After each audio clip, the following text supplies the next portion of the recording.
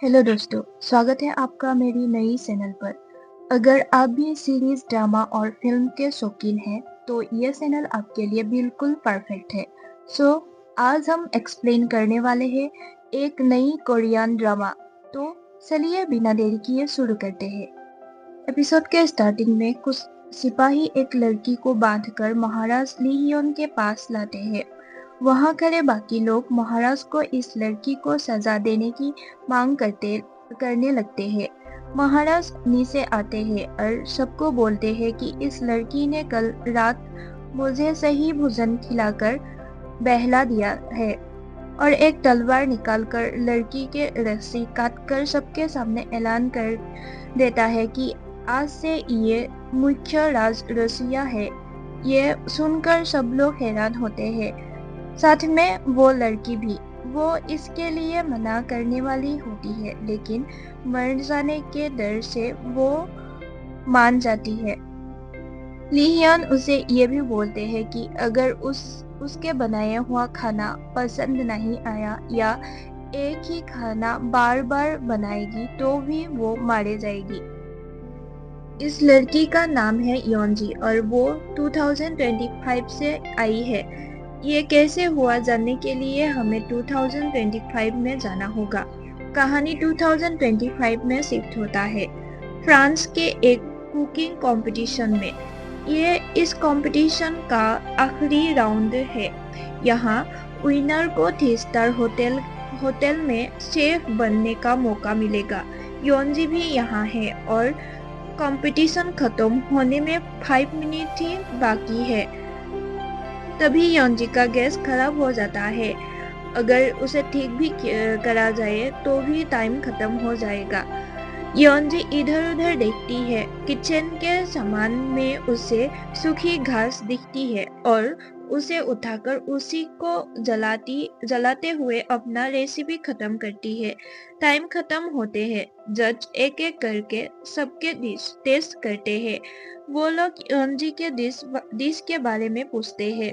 योंजी ingredient के साथ साथ ये बताती है कि ये डिश 500 साल पुराने कोरिया के राजा ली हियोन का सबसे पसंदीदा डिश है।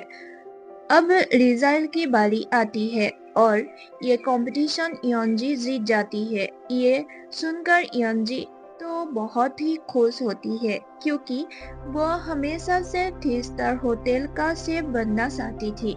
नेक्स्ट डे योंजी तैयार होते होते अपने पिता से बात कर रही थी, क्योंकि आज वो कोरिया वापस जाने वाली है। उसके पिता उसे आज वहीं रहकर कल आने के लिए कहते हैं, क्योंकि आज चंद्र ग्रहण है।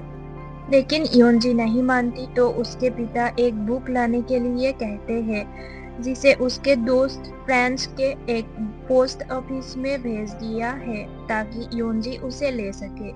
थोड़ी देर बाद योंजी बुक लेकर प्लेन में बैठी है। तभी प्लेन के पायलट चंद्र ग्रहण को पास से देखने के लिए सबको कहते हैं। इसी चक्कर में वीडियो करते वक्त योंजी के पास बैठे आदमी कॉफी गिरा देता है, जो उस किताब पर गिरते हैं। इसलिए उसे साफ करने योंजी को बाथरूम जाना पड़ता है।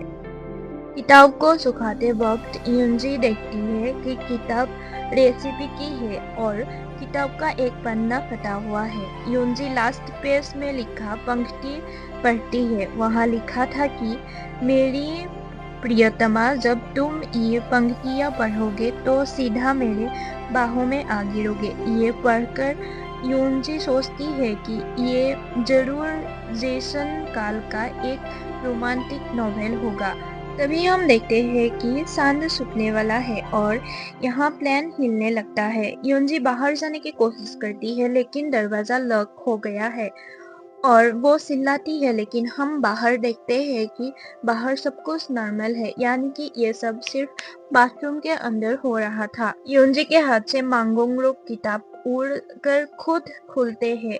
किताब के अक्षर उड़ने लगते हैं और वो अक्सर योंजी को किताब के अंदर ले जाकर सीधा 500 साल पहले के समय में ले जाते हैं और योंजी हिरन के लिए रखे हुए जाल में फंस जाती है।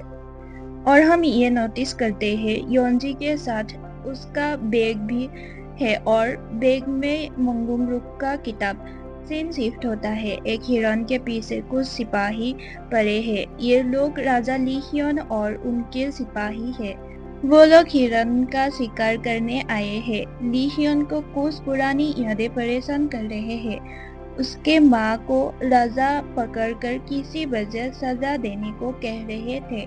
दूसरी तरफ ली हियन दूर से ये सब कुछ देख रहा था। तभी मंत्री जी आकर उसको वहां से लेकर जाते हैं। प्रेजेंट में ली हियन ये सब याद करके गुस्से से तीर चलाता है और तीर जाकर सीधा हिरन के ऊपर लगता है। उसके बाद मंत्री जी ली हियन को जल्दी राजमहल जाने के बारे में बोलते हैं क्योंकि आज चंद्र ग्रहण है। रात तक जंगल में रहना अच्छा नहीं होगा। दूसरी तरफ राजमहल में ली हियन का दासी राजमाता के पास जाकर उसके शिकार करने जाने के बारे में बता देती है। ये सुनकर राजमाता परेशान होती है और अपने मन में सोचती है कि वो अपने माँ के कारण ऐसा तो नहीं कर रहा, क्योंकि ऐसे समय में ही उसके माँ का मृत्यु हुआ था। यहाँ ली हियन के खास सेना ली हियन को राजमहल लौटने के बारे में बोलता है। उसके हिसाब से चंद्र ग्रहण के दिन डायन आती है, लेकिन ली हियन बोलता है कि ये सब सिर्फ अंधविश्वास है, मैं ये नहीं मानता। यहाँ योंजी अभी भी बेहोशी है।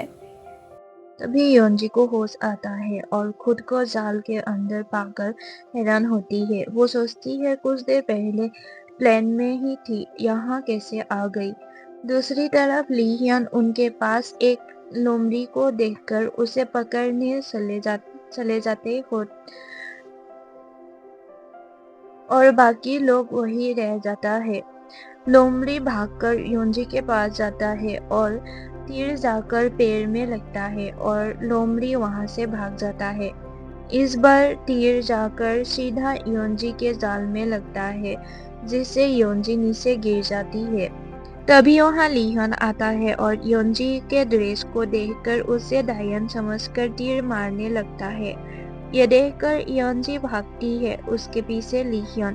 भागता भागता योंजी घाई के पास पहुंच जाती है। अब भाग भी नहीं सकती क्योंकि उसके पीछे ली हियन वहां पहुंच जाता है।